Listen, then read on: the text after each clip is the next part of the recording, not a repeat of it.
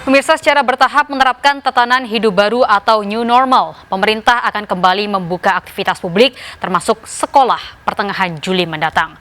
Meski demikian, rencana pembukaan kembali sekolah ditanggapi secara gamang oleh berbagai kalangan, khususnya para orang tua.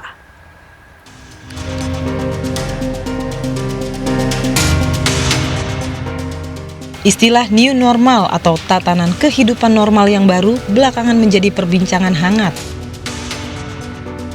Sejak pemerintah menggaungkan untuk hidup berdampingan dengan COVID-19, skenario new normal rencananya akan ditempuh dalam waktu dekat. Opsi ini diambil pemerintah dalam rangka membangkitkan kembali sektor perekonomian yang merosot sejak wabah COVID-19. Sementara vaksin untuk mencegah COVID-19 sendiri hingga kini belum tersedia. New normal itu adalah perubahan perilaku yang diharapkan bisa dijalankan oleh semua masyarakat.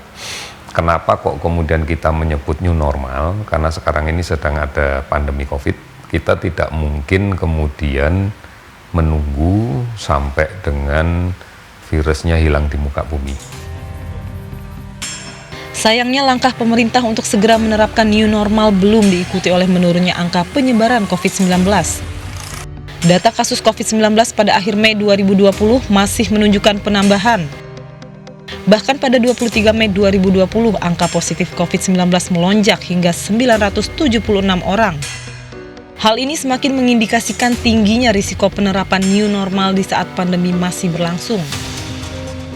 Dan kalau melihat hal tersebut, nampaknya agak sedikit mengkhawatirkan ya penerapan new normal yang terburu-buru seperti sekarang ini.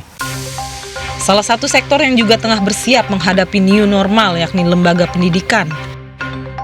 Rencananya tahun ajaran baru akan kembali dibuka pada Juli 2020. Sejumlah protokol COVID-19 untuk pelaksanaan sekolah tengah disiapkan pemerintah.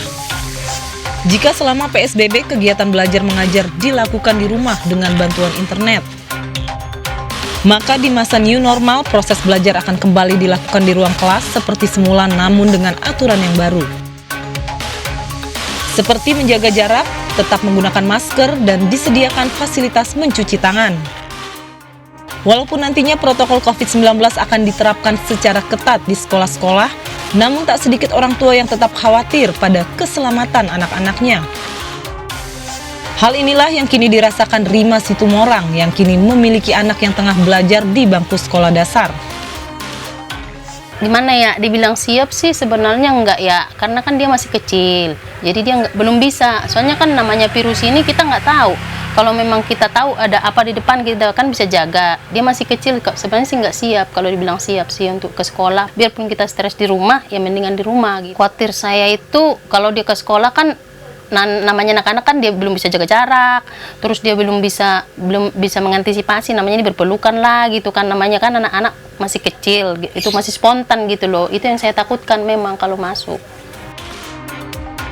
Hal yang sama juga dirasakan oleh Surinati. Perempuan berusia 28 tahun ini mengaku bila sang anak sudah bosan belajar di rumah. Namun Surinati belum siap jika harus membiarkan anaknya ke sekolah di saat pandemi masih berlangsung.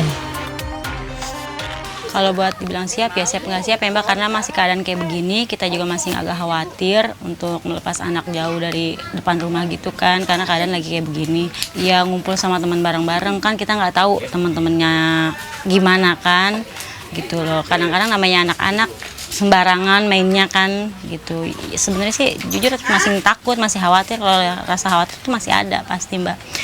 Tapi kalau belajar di rumah kan kita lihat sistem dari handphone kan Mbak, dari online kan. Terus kedua dari TVRI.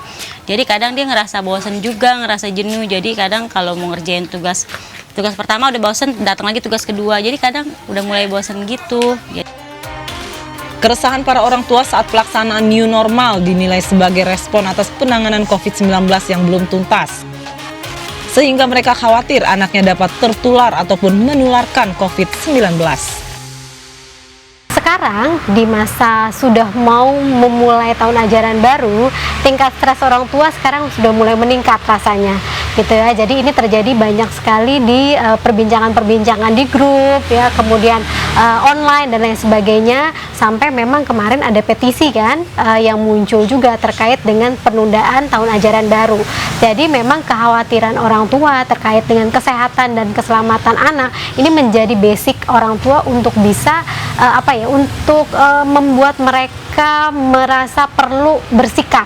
Jadi bersikap seperti apa sih sebagai orang tua, sebagai warga negara, karena kaitannya dengan kesehatan dan keselamatan anak-anak gitu.